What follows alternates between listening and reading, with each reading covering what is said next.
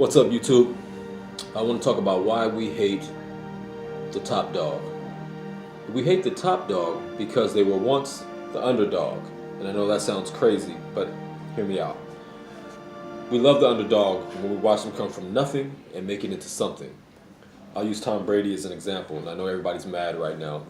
He's not your guy and you think he's a cheater and whatnot, but let's just use him as an example. He was 6th round pick, 199th overall. Wasn't expected to do shit in the NFL. Too small, slow, not athletic enough, everything against him. And then he won a Super Bowl in 2002, 2004, 2005, and everyone gave him applause because they didn't expect him to do it. It's like, damn, this guy is really great. But when he continued to be consistent and was dominating, he had a couple rough years in there, and but here's the thing: when he lost, people were happy to see him lose. When he lost against the Giants, everyone said yes, you know what I mean? And I think the year before, I think it was the year of the Giants when they were undefeated. People didn't want them to break the San Francisco 49ers record. They had their fingers crossed, and when he lost, people were cheering in the streets, except for people in New England. And it makes you think, well, why do people do that? I mean, shouldn't we be proud and happy to witness greatness? But I think that when you see an underdog make it, it's inspiring at first, but when they continue to dominate, it reminds you, at least for me, that it gives us that reminder that we're not achieving the things that we want to do. We look around us and everything's pretty much the same. We haven't elevated ourselves either. So then we start to hate. That's how the hater is born, because that person that succeeded is a reminder that you're not where you want to be.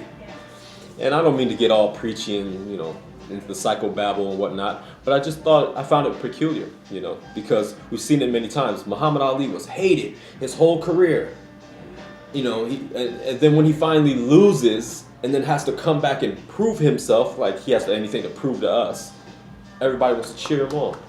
He was the Louisville lip, the mouth from the South. People wanted him to be shut up. And then when he's a broken man with Parkinson's, then people want to put him up and put him in the Olympics to praise him and say, hey, look how great Muhammad Ali is.